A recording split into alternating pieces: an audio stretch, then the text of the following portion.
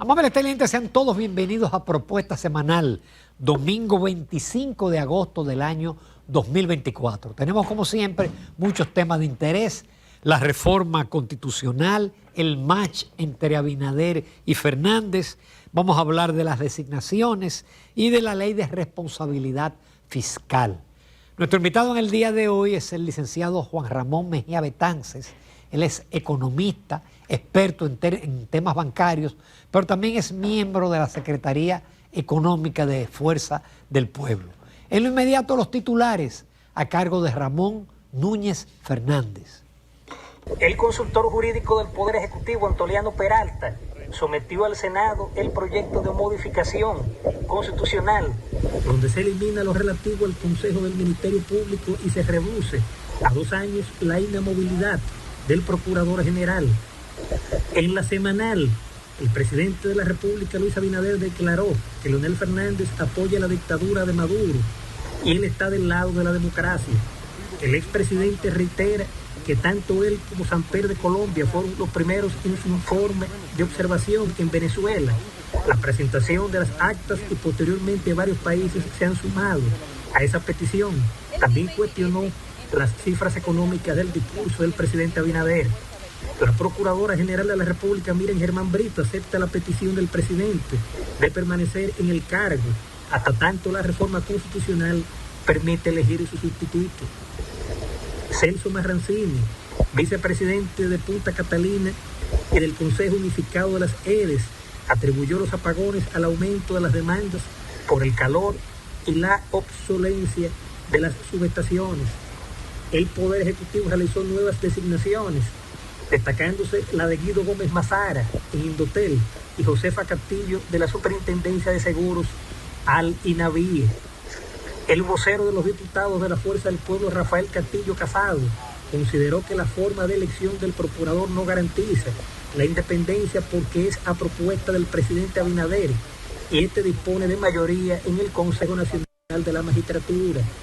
Y Carlos Peña, presidente del Partido Generación de Servidores, consideró que la reforma constitucional es una cortina de humo para introducir la reforma fiscal que a su juicio es innecesaria.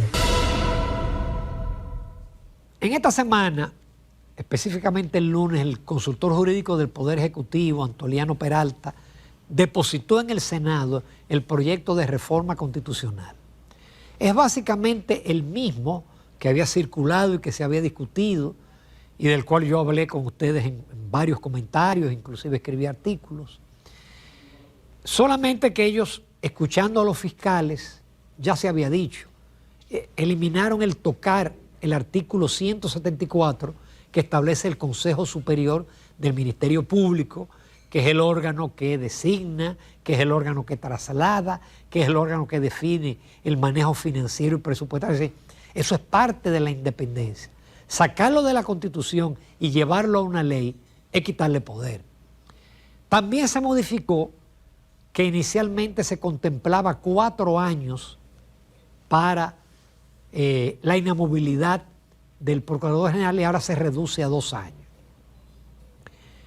Hubo una reunión del presidente de la República y la alta dirección del partido con los legisladores, porque parece que había un tema con el asunto de los diputados, pero parece que fue bien convincente la conversación, porque José Ignacio Paliza dijo a la salida que hay una línea, que están unificados, que se va a aprobar lo del presidente, porque eso es una propuesta de futuro, correcta para el país, en fin. Parece que no habrá cambio. Yo personalmente discrepo en la parte de los legisladores porque disminuye de 190 a 110. Pero ¿qué pasa? Que dentro de esa reducción se reducen, valga la redundancia, o se disminuyen los diputados que son electos por usted, el diputado de su circunscripción que usted votó. Entonces el diputado nacional, que es una figura que de muy buena intención se hizo para que los partidos minoritarios, los que sacan menos del 1%, tuvieran un diputado, eran 5. La realidad es que los que ganan esas posiciones son los partidos que van aliados con los partidos grandes. Usted ve los 5 partidos de ahora y usted verá que incluso son gente que son hijo o hija del presidente del partido. Y que salen graciosamente. Entonces, usted aumenta de 5 a 20 el diputado por el cual usted no vota. Eso no es democrático.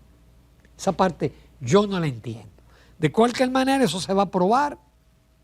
Qué bueno que por primera vez tenemos un presidente que se ha autoimpuesto candados. Él no se va a poder reelegir, ni ahora ni nunca. Es el primer presidente que lo hace, ¿eh?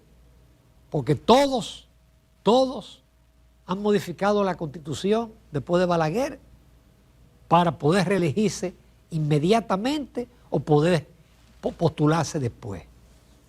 Yo pienso que eso le da unos grados de libertad al presidente. Por eso mi artículo de esta semana trato sobre eso, es decir, la oportunidad que tiene el presidente de dejar una impronta, porque él tiene un Congreso mayoritario. Así, todas las reformas estructurales que el presidente se ha propuesto, las puede aprobar. Claro, tienen que ser buenas reformas. Y si él lo hace así bien, obviamente que él va a dejar un país con una mejor institucionalidad que la que él encontró. Así concluyo mi artículo de esta semana. Sí, una mejor institucionalidad que la que él encontró en el año 2020. Por otro lado, hay un pequeño match entre el presidente Abinader y el expresidente Leonel Fernández. Eso es política, ¿eh? Eso es generando un bipolarismo de que este es el gobierno y este es la oposición. ¿Qué pasa? En la semanal, Luis Abinader, que no desaprovecha las oportunidades porque el hombre ha demostrado una sagacidad política, dijo: Leonel Fernández apoya la dictadura de Maduro y yo defiendo la democracia. Eso no es así. Leonel Fernández era observador, como ha sido observador casi en todas las elecciones, lo invitan. Y él junto a Samper y al expresidente del gobierno español, Zapatero, fueron invitados por el Consejo Nacional Electoral. Como observador, él tenía que tomarse su tiempo. Pero el primero que dijo que había que presentar las actas fue Leonel Fernández.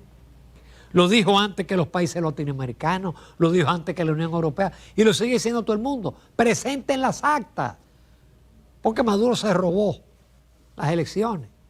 Ahora, decir que Leonel apoya la dictadura, Leonel es un demócrata. Eso es rejuego político para mantener el debate. Por otro lado, Leonel Fernández ha cuestionado la reforma constitucional. Con eso hay que tener cuidado, porque la reforma constitucional es agradable. Primera vez que un presidente no intenta reelegirse, reducir los diputados, mayor autonomía al Ministerio Público. Y ahí sí Leonel Fernández tiene la razón. Una cosa es el procurador y otra el Ministerio Público. Gracias a la Constitución del 2010, el presidente de la República solamente elige 6 procuradores adjuntos. El resto de los fiscales del país completo son de carrera. Tienen que pasar por la escuela del Ministerio Público y aplicar a un concurso, y son inamovibles. Sí, el Ministerio Público es independiente.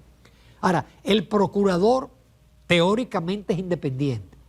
El presidente le ha querido dar la forma para que un político no sea llevado a esa posición. Leonel Fernández dice: pero bueno, Milton Rey Guevara era político, fue senador, fue consultor jurídico, hizo una labor excepcional, pero bueno, no todo el mundo es Milton Rey Guevara. Claro, con que una persona no haya hecho política 5 años o con que nunca haya hecho política es garantía, porque hay gente que son gallo tapados. Hay gente que se han pasado la vida entera pregonando que son objetivos e imparciales. Y mentira. Son más activistas que cualquier activista de un partido. Después, cuando ese partido gana, usted lo ve que va a un cargo Hay muchos comunicadores así, que antes eran unos críticos impenitentes del PLD. Y ahora, rirra, callados, todo está bien. Nos vamos a comerciales. Volvemos con otro segmento de comentarios. Bien, hasta el momento que se grabó este programa, porque esto es dinámico, y ya parece que el presidente, bueno, es que ya él tiene que decidirse y completar su gobierno. Dos designaciones importantes: Guido Gómez Mazara, Indotel. Guido Gómez Mazara es un tipo capacitado, con experiencia de Estado, y yo estoy convencido que él va a hacer un gran trabajo en Indotel. José Rafael Vargas hizo un gran trabajo, porque Indotel es un órgano regulador, pero Indotel puede contribuir a cerrar la brecha digital, y José Rafael Vargas sembró el país de centros de cómputo, centros digitales. Todo eso se perdió. Por ahí han pasado cantidad de gente que no han hecho nada, que lo que han hecho es llenar eso de empleados. Yo creo que Guido va a retomar y Guido va a hacer grandes cosas en Indotel. También Josefa Castillo, que era superintendente de seguro, fue designada incumbente del INAVIE, no, del INAPI, que es una institución importante. Ella es educadora. El problema en países como el nuestro es que usted tiene a Nelson Arroyo, que tenía como más de 300 gente de su pueblo. Guido lo tiene que sacar. Entonces, Nelson Arroyo se lo va a llevar ¿a dónde? A donde él lo designe. Josefa Castillo tiene cantidad de gente de Boca Chica, porque ella es una líder de Boca Chica. Entonces lo va a tener que llevar. Entonces, esa es la inestabilidad y el problema del clientelismo. Por ejemplo, usted coge las designaciones y aquí hay cantidad de cargos que están de más. Por ejemplo, Príamo Rafael Ramírez, director ejecutivo del Consejo Directivo del Fideicomiso Público-Privado para la Gestión Integral de Residuos Sólidos. Hay un impuesto que estamos pagando, pero no se ha hecho nada con los residuos sólidos. Ahí están los vertederos a cielo abierto. Otro cargo, director ejecutivo del Instituto para el Desarrollo del Suroeste. Ese instituto no ha hecho nada para el desarrollo del suroeste. Y eso viene de gobierno de atrás. Otro, Unidad Técnica Ejecutora de Proyectos de Desarrollo Agroforestal de la Presidencia de la República. Pero no tenemos Ministerio de Medio Ambiente. Otro más, este es el más bonito. Dirección General de Embellecimiento de Carreteras y Avenidas de Circunvalación del país. Y no tenemos obras públicas. ¿Y por qué usted necesita una dirección de embellecimiento de las carreteras? Y como ese, señores, aquí hay decenas de puestos y de unidades que están de más. Finalmente quiero referirme a la ley de responsabilidad fiscal. La Estrategia Nacional de Desarrollo habla de una reforma fiscal, pero una ley de responsabilidad fiscal. Esa ley existe en la mayoría de los países de América Latina, porque tiene que haber un control al gasto. Hay diferentes modalidades, algunas que tienen que ver con el déficit, con el gasto. La que se aprobó aquí ahora, yo creo que es una ley buena. Dice que el gasto primario no es más que todo el gasto que hace el gobierno, menos el pago de intereses de la deuda, que es un gasto, pero se saca porque ese gasto no depende del gobierno. Usted paga los intereses de deuda que hicieron otros gobiernos y de deuda que usted hizo. Ahora, ¿cuál es la regla que tiene esa ley? Que el gasto no puede aumentar cada año más de 3% y la inflación. ¿Qué significa eso? Que para el presupuesto del año que viene no puede aumentar más de 3 y 4 de inflación, 7%. Entonces, si usted le pone un techo al gasto y usted logra mayores ingresos, entonces usted tiene un colchón fiscal cada vez más grande y podrá así ir gradualmente reduciendo el endeudamiento. Claro, lo importante es que se cumpla. Si se cumple, es una gran ley. No se pierdan la entrevista con el licenciado Juan Ramón Mejía Betances, economista, experto bancario y quien es miembro de la Secretaría Económica de la Fuerza del Pueblo.